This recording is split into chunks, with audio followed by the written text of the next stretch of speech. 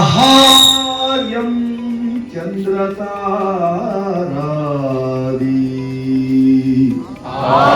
ಆಹಾರ್ಯಂ ಚಂದ್ರತಾರಾದಿ.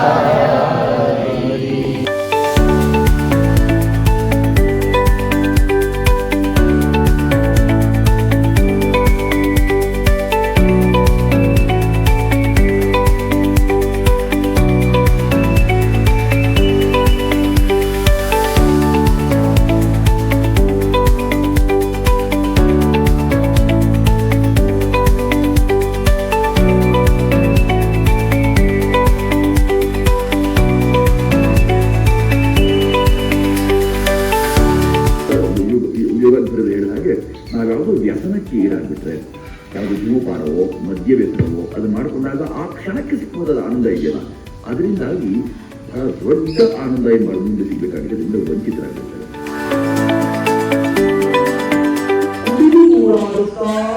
ಕುಡುಕನೊಬ್ಬ ಆಯದಪ್ಪಿ ಮಸಾಲದಲ್ಲಿ ತೋರಿಸಿದ ಗುಂಡಿವರೆಗೆ ಬಿದ್ದು ಬಿಟ್ಟು ಕೂಡ ಆರಂಭಿಸಿದ. ಒಂದೇ ಕಾಲ ಆದರೆ ಎಷ್ಟು ಬಾರಿ ನಾಟಕದ್ದು, ಎಷ್ಟು ಬಾರಿ ಪಾಲಿಸ್ಕೊಟ್ಟು ಇದನ್ನ ಓದ್ತಾ ಇರಬೇಕಾದ್ರೆ ಕಲಾವಿದರಿಗೆ ಅವರು ತಾನು ಇದನ್ನ ಕಲ್ಪಿಸಿಕೊಂಡು ತಾನು ಇದನ್ನ ಹೇಗೆ ಪ್ರಸ್ತುತಪಡಿಸಬೇಕು ಅಂತ ಯೋಚನೆ ಮಾಡಬೇಕು.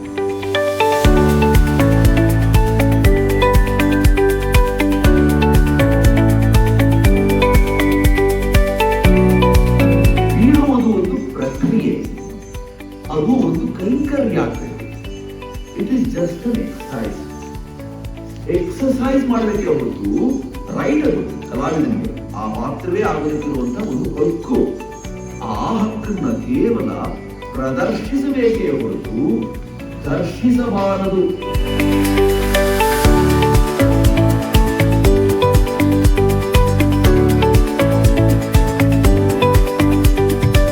ಅಪಿಯರೆನ್ಸ್ ಇದು ಅದಲ್ಲ, ಇದು ಅಪಿಯರೆನ್ಸ್ ಇದಲ್ಲ. ಇದು ಮಾಡಿದ್ರೆ ಯಾರು ಕಾಣಿಸಲ್ಲ. ಅಪಿಯರ್ ಸ್ಟೇಜ್ ಆರ್ ಕ್ಯಾಮ್ರಾ ನೀನೇ ಕಾಣಿಸ್ಬೇಕು. ನಾನು ಕಂಡ್ರೆ ಮಾತ್ರ ನಗ್ನೆ. ಇವೆಲ್ಲವೂ ನಮಗೆ ಇತರರಿಗೆ ಕಂಡಾಗ ಮಾತ್ರವೇ ಸಾಧಿತವಾಗುತ್ತದೆ ಕ್ರಿಯೆ.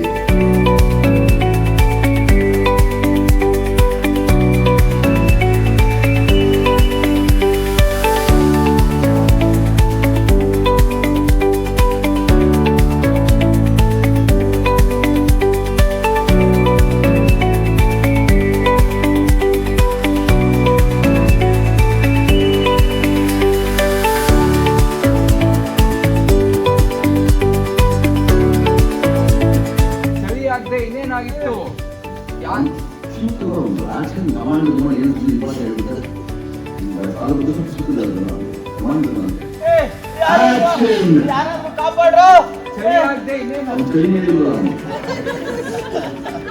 ಅವಕಾಶ ಕೊಟ್ಟಿರುವ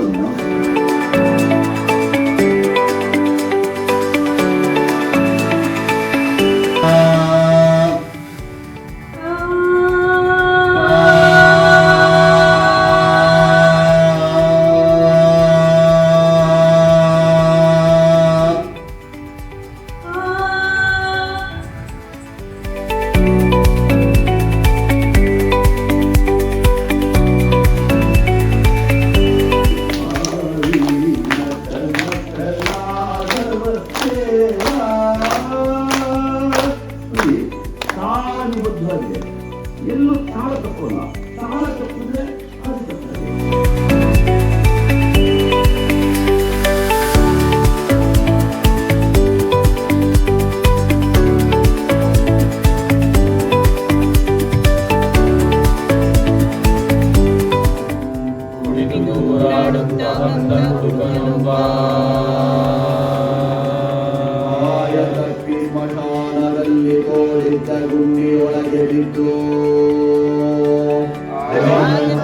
ಸ್ಮಶಾನದಲ್ಲಿ ತೋರಿದ್ದ ಗುಂಡಿಯೊಳಗೆ ಬಿದ್ದು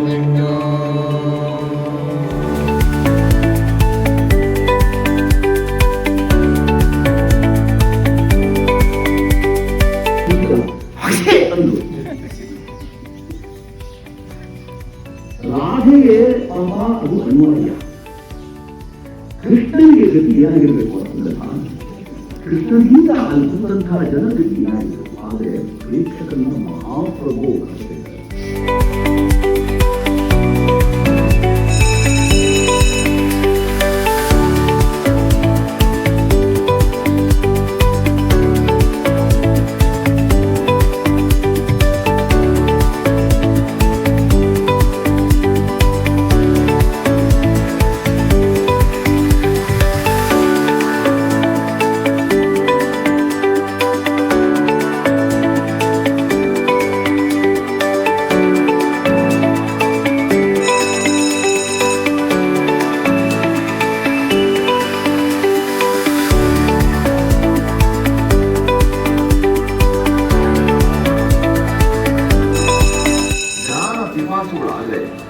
ಜ್ಞಾನಾರ್ಜನೆಯನ್ನು ಮಾಡದೆ ಬೆಳ್ಳಿ ಯಾಕೆ ಗೊತ್ತಿದೆ ಬೆಳ್ಳಿ ಬರದೆ ಬರ್ತೀವ ಅಂತ ಪ್ರಶ್ನೆ ಇಟ್ಕೋಬೇಕು.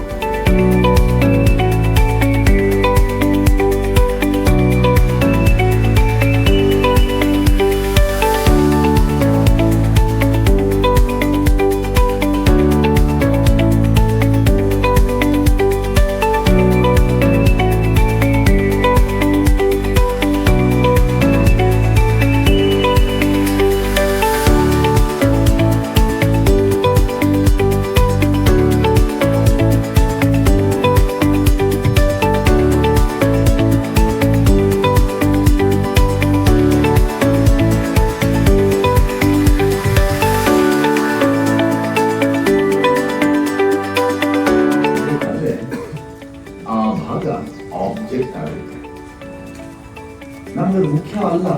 ಆದ್ರೂ ಅದಿಲ್ಲದೆ ಇವರಿಲ್ಲ. ಆದ್ರೆ ಇವರಿದ್ರೆ ಕೂಡಿಸ್ಕೊಂಡು ನಾವು ಪ್ರಯತ್ನ ಮಾಡ್ತೀವಿ. ಈಗ ಅದಷ್ಟು ಹೊಣೆಗಾರಿಕೆ, ಎಷ್ಟು ಜವಾಬ್ದಾರಿಗಳು ಬಂದ್ಬಿಡ್ತು. ಒಂದು ಒಳ್ಳೆ ಹೋಟೆಲ್ ಸೆಟಪ್ ಮಾಡಿರ್ತೀವಿ.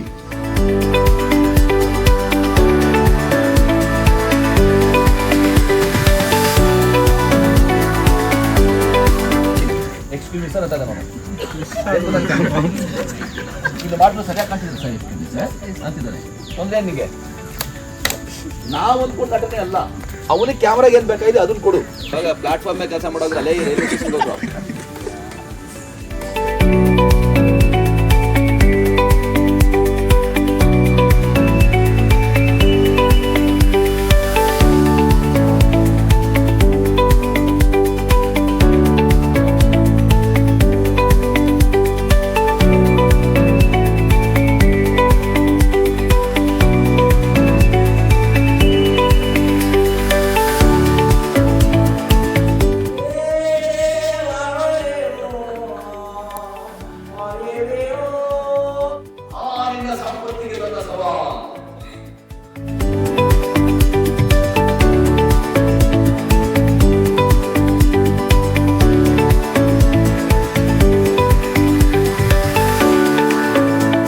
I am not a killer. I am serial killer.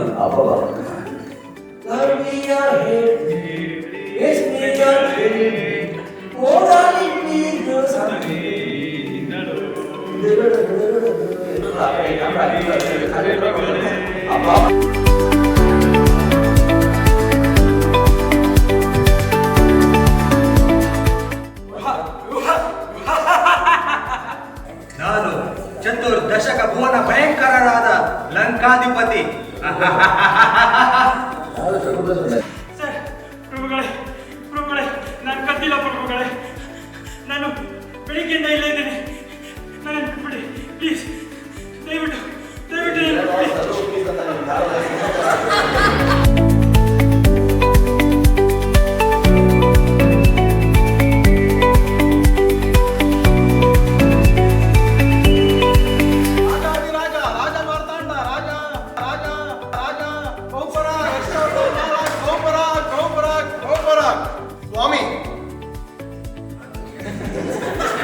ಸ್ವಾಮಿ, ದೇವರು ಸುಲ್ತಾನರನ್ನು ಕಾಪಾಡಿ. ಸ್ವಾಮಿ, ವಸೀಂ ಮೊಹಮ್ಮದ್ ನಜೀರ್ ಮತ್ತು ಜಿಯಾವುದ್ದೀನ್ ಭರಣಿ ಬಂದಿದ್ದಾರೆ. ಬೆಳಿಗ್ಗೆಯಿಂದ ಸುಸ್ತಾಗಿ ಮರ ಕಡ್ದು ಯಾಕೋ ಈ ಒಂದು ಮರ ಚೆನ್ನಾಗಿದೆ ಅಲ್ವಾ, ಇದನ್ನು ಕಡ್ಬೇಡ. ಹಸ್ತಿನಾಪುರದ ಪ್ರಸ್ತ ರಸ್ತೆಯಲ್ಲಿ ಕಸ್ಕಾದಿಗಳೊಡನೆ ಕುಸ್ತಿಯಾಡಿ ಅಸ್ತವ್ಯಸ್ತನಾಗಿ ಬಿದ್ದಿದ್ದ ನನ್ನ ಅಂತ ಕೆಂಗಣ್ಣಿನಿಂದ ಕೆಕ್ಕರಿಸಿ ನೋಡಿ ನೀನನ್ನು ಗೆಲ್ಲಲಾರೆ. ಹೇ ಚೂಡುವೆ ನೈ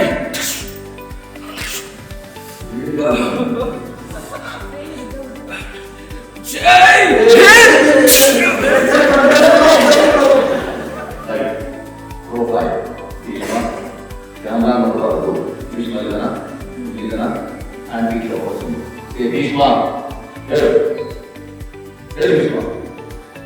ಹೇಳಿ ಭೀಷ್ಮ ಪಿತಾಮಹ, ಎಲ್ಲಿ ಹೋಯ್ತು ನಿಮ್ಮ ಸಿದ್ಧಾಂತ? ಎಲ್ಲಿ ಹೋಯ್ತು ನಿಮ್ಮ ವೇದಾಂತ?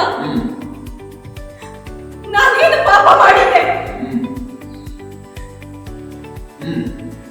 ನಾನೇನು ಪಾಪ ಮಾಡಿದ್ದೆ?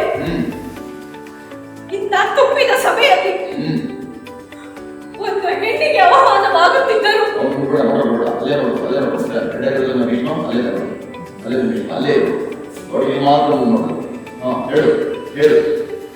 ಒಂದು ಹೆಣ್ಣಿಗೆ ಅವಮಾನವಾಗುತ್ತಿದ್ದರು. ಒಂದು ಪ್ರತಿಕ್ರಿಯೆ ಕೂಡ ನೀಡಲಿಲ್ಲವಲ್ಲ. ನಾನಂತ ಪಾಪ ಏನು ಮಾಡಿದ್ದೆ ಪಿತಾಮಹ? ಏನು ಮಾಡಿದ್ದೆ?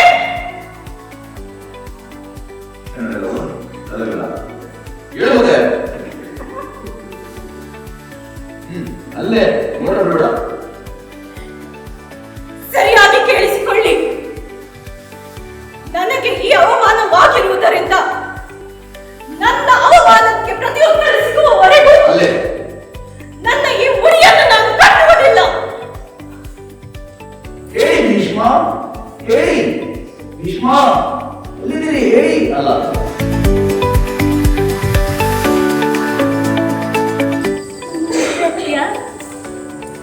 ನನ್ನ ನೀನು ಮದುವೆ ಆಗ್ತೀಯಾ?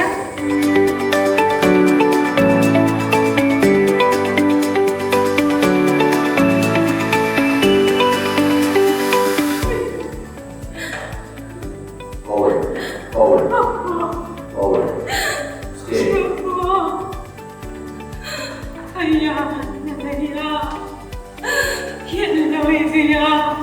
ಯಾಕೋಲನ್ನು ಕಟ್ಟೆ ಹೊಡಿಸ್ತೀಯಾ? ಏನಾಯ್ತು? ನಿಮ್ಮ ಅಪ್ಪನ ಗೂಡೆ ಇದ್ದಂಗೆ ಐತಲ್ಲ ಸಿಕ್ಕು.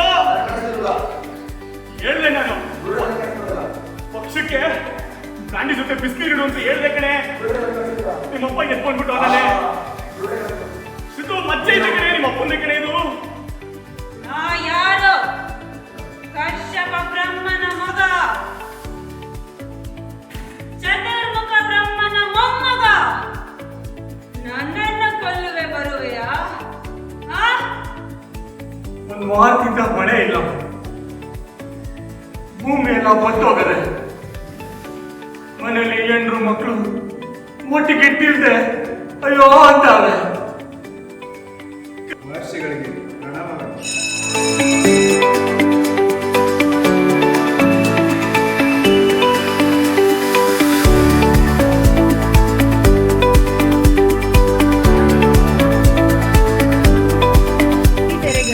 ಅಸಾಧಾರಣ ಕಲಾಕೃಷಿ ಮಾಡಿರುವ ಅಭಿಜಾತ ಕಲಾಕೋವಿದರಾದ ಶ್ರೀ ಶರತ್ ಲೋಹಿತಾಶ್ವರ್ ಅವರು.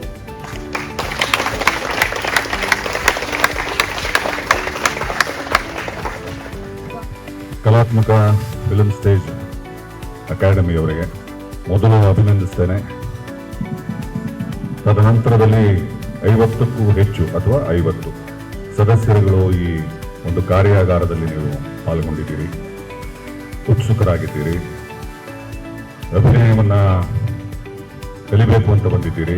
ನಿಮಗೆಲ್ಲರಿಗೂ ಕೂಡ ಅಭಿನಂದನೆಗಳು.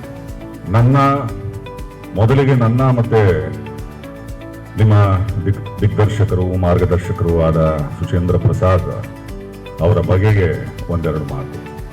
ನನಗೆ ಸುಚೇಂದ್ರ ಪ್ರಸಾದ್ 30+ ವರ್ಷದ ಗೆಳೆಯ, ಒಡನಾಡಿಗಳು. ಸಾಕಷ್ಟು ಒಳ್ಳೆ ಸಮಯವನ್ನು ಕಳೆದಿದ್ದೇವೆ ರಂಗಭೂಮಿ ದಿವಸಗಳಲ್ಲಿ. ಇಂದಿಗೂ ಸಹ ಅದೇ ರೀತಿಯಲ್ಲಿ ನಾವು ಸ್ನೇಹಿತರಾಗಿ ಉಳ್ಕೊಂಡು ಮುಂದುವರಿತಾ ಇದ್ದೇವೆ. ನಾನು ಕಲಾತ್ಮಕ ಫಿಲ್ಮ್ ಸ್ಟೇಜ್ ಅಕಾಡೆಮಿಯವರಿಗೆ ನನಗೆ ಮೊದಲೇ ಗೊತ್ತಿದ್ದಿದ್ರೆ ಈ ಕಾರ್ಯಾಗಾರ ಯಾಕೆ ಮಾಡ್ತಿದ್ರಿ ಅಂತ ಕೇಳ್ತಿದ್ದೆ. ಯಾಕಿರ್ಬೋದು ಏನಾದರೂ ಗೆಸ್ ಇದೆಯಾ? ಯೋಚನೆ ಮಾಡಬಲ್ಲರ?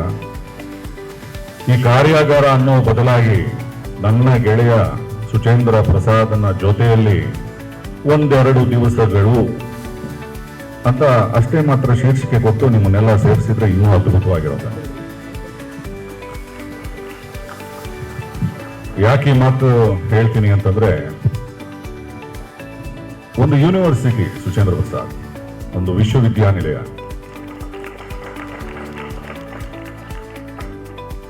ಬಹಳ ಔಪಚಾರಿಕವಾಗಿ ನಾನು ಅವರು ಇವರು ಅಂತ ಕರೀಬೇಕಾಗಿದೆ ವೇದಿಕೆಗೋಸ್ಕರ. ನಾನು ಮತ್ತು ಅವರು, ನಾನು ಮತ್ತು ಅವನು, ನಾನು ಮತ್ತು ಅವನು, ಆ ಥರ ಒಂದು ಶೀರ್ಷಿಕೆ ಇಟ್ಟು ಒಂದು ನಾಟಕವೋ ಒಂದು ಸಿನಿಮಾವನ್ನೋ ಮಾಡಿಬಿಡಬಹುದು. ಅಷ್ಟರ ಮಟ್ಟಿಗಿನ ಸಮಯವನ್ನು ಕಳೆದಿದ್ದೇವೆ. ನನಗೆ ಗೊತ್ತಾದ ಸುಚಿ ಅಂತ ನಾವು ಪ್ರೀತಿಯಿಂದ ಕರೆಯೋದು. ನನ್ನ ಅವನ ಮೊದಲ ಪರಿಚಯದಿಂದಲೇ ನಾವಿಬ್ಬರು ಈ ಜನ್ಮಕ್ಕೆ ಎಷ್ಟು ಸರಿ ನಾವು ಈ ನಡುವೆ ಸಿಗ್ತೀವೋ ಬಿಡ್ತೀವೋ ಅದು ಬೇರೆ ಪ್ರಶ್ನೆ. ಜೀವದ ಗೆಳೆಯರು ಅಂತ ನಾವು ಅಂದ್ಕೊಂಡ್ಬಿಟ್ವಿ ಮೊದಲ ಭೇಟಿಯಲ್ಲೇ. ಶುಚಿ ಬಗ್ಗೆ ನಿಮಗೆ ಕೆಲವು ಮಾತುಗಳು ಹೇಳಬೇಕು. ಯಾಕೆ ಇದು ಹೇಳ್ತೀವಿ? ಯಾಕೆ ಕಾರ್ಯಾಗಾರ ಅನ್ನೋ ಬದಲಾಗಿ ಆತನ ಜೊತೆಲಿ ಒಂದು 2 ದಿವಸ ನೀವು ಕಾಲ ಕಳಿಬೇಕಾಗಿತ್ತು ಅಂತ ಯಾಕೆ ಹೇಳ್ತೀನಿ ಅಂತಂದ್ರೆ, ಶುಚಿಗೆ ಬಾರದ ವಿದ್ಯೆಯೇ ಇಲ್ಲ.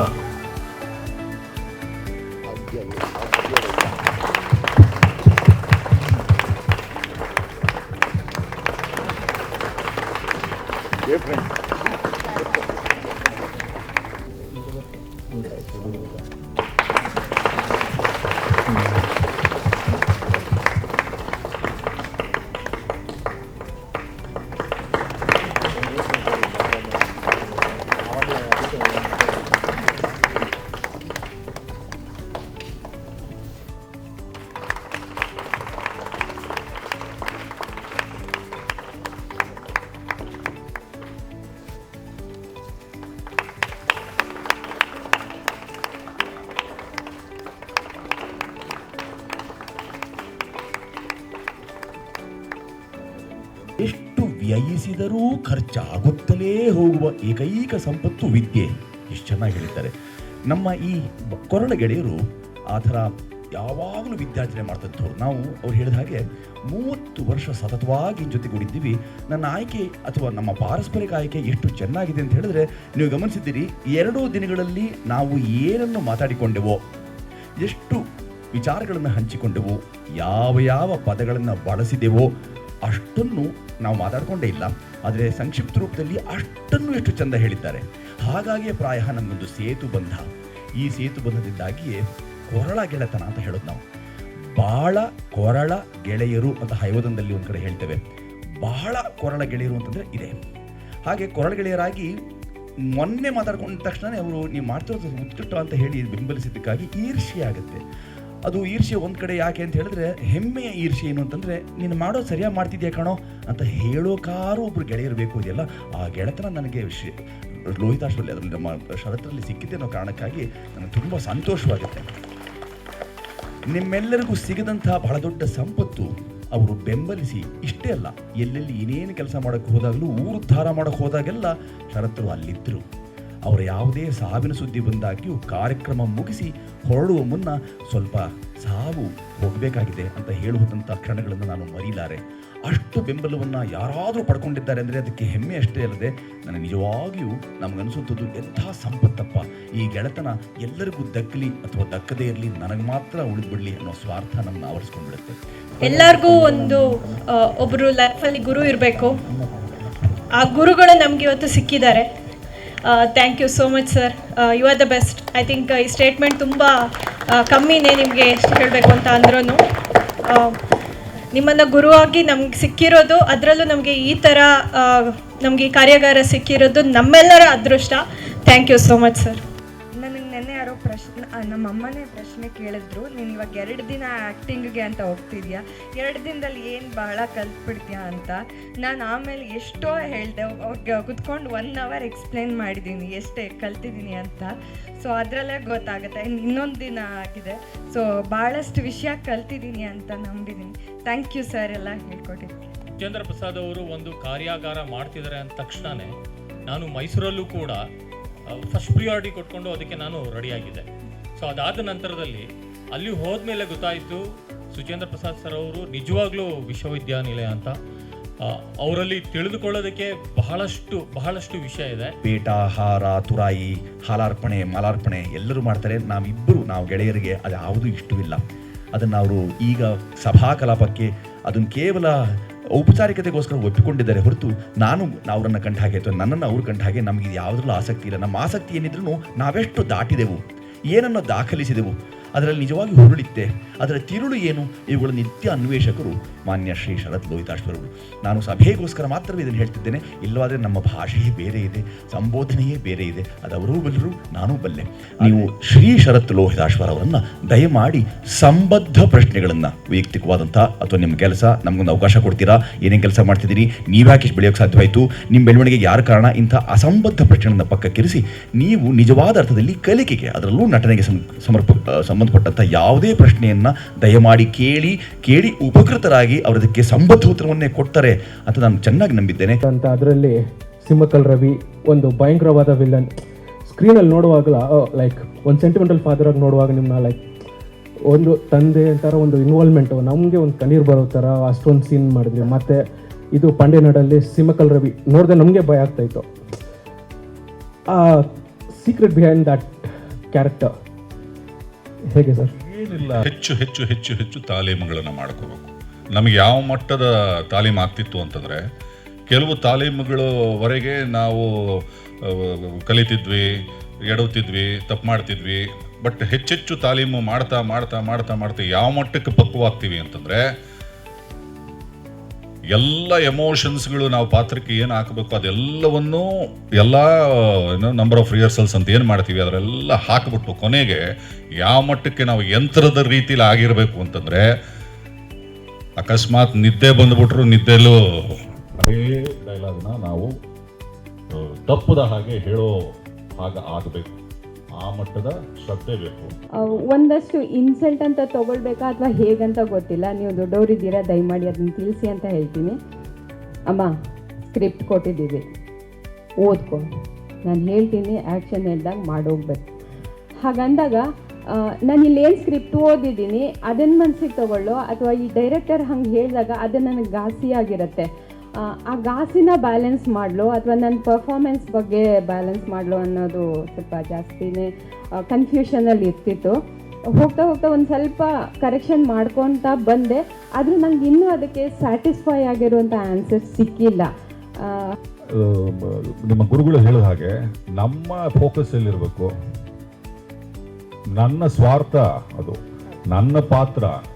ನಮಗೆ ಎಷ್ಟೋ ಸಮಯ ಕೆಲವು ಪಾತ್ರಗಳಿಗೆ ಇದೇ ಸಿಗಲ್ಲ, ನಮಗೆ ಏನಂತಾರೆ ಹಿನ್ನೆಲೆ ಕೊಡಲ್ಲ, ಹಿಂದು ಮುಂದು ಹೇಳಲ್ಲ, ಏನು ಮಾಡೋದಿಲ್ಲ.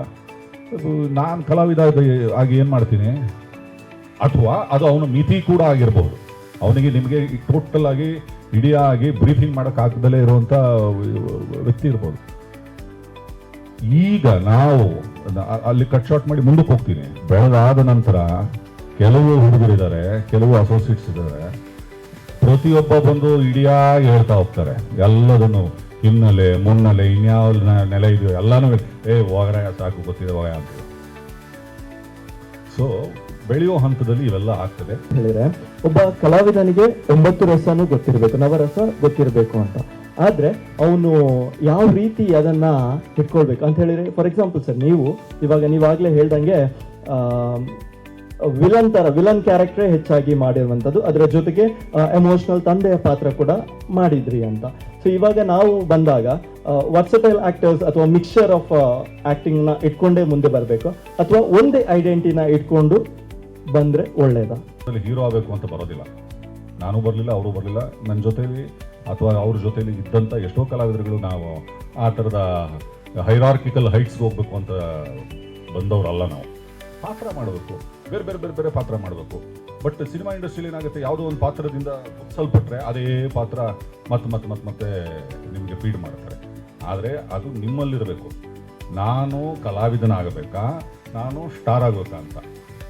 ಕಲಾವಿದನೂ ಬೇರೆ ಬೇರೆ ಪಾತ್ರಗಳನ್ನು ಮಾಡ್ತಾ ಸ್ಟಾರ್ ಆಗ್ತಾನೆ. ಬಟ್ ನಿಮಗೆ ಆ ಫೋಕಸ್ ಇರಬೇಕು. ನೀವು ಬರೀ ಹೀರೋ ಆಗಬೇಕು, ಹೀರೋಯಿನ್ ಆಗಬೇಕು ಅಂತ ಬಂದಿದ್ದೀರಾ, ಅಥವಾ ಬಹಳ ದೊಡ್ಡ ಇನ್ನಿಂಗ್ಸನ್ನು ಆಡಬೇಕು, ಇಲ್ಲಿ ಒಳ್ಳೊಳ್ಳೆ ಪಾತ್ರಗಳನ್ನು ಮಾಡಬೇಕು, ಬಹಳಷ್ಟು ದಿವಸಗಳು ನಾನು ಅಭಿನಯಿಸ್ತಾನೆ ಇರಬೇಕು, ಅಭಿನಯಿಸ್ತಾನೆ ಕೊನೆ ಉಸಿರು ಎಳಿಬೇಕು ಅಂತಿದ್ರೆ ನಿಮ್ಗೆ ಉತ್ತರ ಸಿಗುತ್ತೆ. ಅಂದ್ಕೊಂಡಿದ್ದೀನಿ ಅದು ಆನ್ಸರ್ ಅಂತ. ಯಾರನ್ನೋ ಸಾಯಿಸೋ ಸೀನಲ್ಲಿ ನೀನು ನಿಜವಾಗ್ಲೂ ಸಾಯಿಸೋಕ್ಕಾಗತ್ತಾ? ನಿಜವಾಗ್ಲೂ ಕಣ್ಣೀರು ಸುರಿಸ್ಬೇಕಾದ ಕಡೆ ಎಷ್ಟೋ ಕಲಾವಿದರು ನಿಜವಾಗ್ಲೂ ಕಣ್ಣೀರು ಸುರಿಸ್ತಾರೆ, ಅನುಭವಿಸ್ಬಿಡ್ತಾರೆ, ಆಚೆ ಬರೋಕ್ಕೆ ಸಮಯ ಹಿಡಿತಾರೆ. ಬಟ್ ಇದಕ್ಕೋಸ್ಕರನೇ ಎಷ್ಟೋ ಏನಂತಾರೆ ಮೆಥಡಾಲಜಿಗಳು ಬಂದವು. ಬ್ರೆಕ್ಟ್ ಒಂದಂದರು, ಸ್ಟ್ಯಾನ್ಸ್ಲೋವ್ಸ್ಕಿ ಅಂದರು, ಗ್ರುಟಾವ್ಸ್ಕಿ ಅಂತ ಒಬ್ಬ ದೊಡ್ಡ ಇವರು, ಎಲ್ಲರೂ ಅವರವರ. ಬ್ರೆಕ್ಟ್ ಏನು ಹೇಳ್ತಾರೆ ಅಂದರೆ ಒಳಗಿದ್ದು ಆಚೆ ಇರು ಅಂತಾರೆ. ಈಗಿನ ಟ್ರೆಂಡ್ ಅದು. ನೀವು ಉದಾಹರಣೆ ಕೊಡಬೇಕು ಅಂತಂದರೆ ಈಗಿನ ಕಲಾವಿದರುಗಳು, ಈಗ ಅದು ಟ್ರೆಂಡ್ ಅದು. ಇರ್ಫಾನ್ ಖಾನ್ ಆಗ್ಬೋದು, ಇರ್ಫಾನ್ ಖಾನೇ ಮೊದಲಿಗ ಇದರಲ್ಲಿ. ಇರ್ಫಾನ್ ಖಾನ್ ಆಗ್ಬೋದು, ನವಾಜುದ್ದೀನ್ ಅವರಾಗ್ಬೋದು, ನಜೀರುದ್ದೀನ್ ಶಾ ಆಗ್ಬೋದು, ಅನುಪಮ್ ಖೇರ್ ಅವರಾಗ್ಬೋದು. ತಾನು 50 ಭಾಗ ಆಗಿ ಬಿಸಿ ಮ್ಯಾಕ್ ಬತ್ತನ್ನ ನಿಮ್ಮ ಹೆಸರೇನು ನೀವಾಗೆ ಇದ್ದು ಮ್ಯಾಕ್ ಬತ್ತನ್ನು ತರೋ ಕಡೆಗೆ ಚಲಿಸ್ಬೇಕು. ಬಹಳ ಇಲ್ಲ ಅಂದ್ರೆ ಒಂದೇ ಪಾತ್ರ. ನಾನು ಕೆಲವರು ಕಲಾವಿದರುಗಳನ್ನ ನೋಡಿದ್ದೀನಿ, ಅವರು ಭಾಳ ದೊಡ್ಡ ಪಾತ್ರ ಮಾಡಿದ್ರು, ಅದ್ಭುತವಾದ ಪಾತ್ರ ಮಾಡಿದ್ರು, ಭಾಳ ಫೇಮಸ್ ಆಗಬೇಕು. ಯಾವ ಪಾತ್ರ ಕೊಟ್ಟರು ಅದೇ ಮಾಡೋದು ನಂತರ. ಅದನ್ನ ಕಂಟ್ರೋಲಿಗೆ ತಗೊಳ್ಬೇಕು. ಅದಕ್ಕೆ ನೀವು ನಿಮ್ಮ ಮನಸ್ಸಿನ ಮೇಲೆ ಹಿಡಿತಾ ಇಟ್ಕೋಬೇಕು. ಯೋಗಾಸನದ ಇದು ಬೇಕು ನಿಮಗೆ, ಕಲಿಕೆ. ಒಟ್ಟಾರೆ ಮನಸ್ಸಿನ ವಿಚಾರ ಇದು. ನಿಮ್ಮ ಮನಸ್ಸನ್ನ ನೀವು ಕಂಟ್ರೋಲ್ ಇಟ್ಕೊಂಡ್ರೆ ನಿಮ್ಮ ದೇಹ, ನಿಮ್ಮ ಮೈಕಟ್ಟು ಎಲ್ಲ ಮಾತು ಕೇಳ್ತದೆ.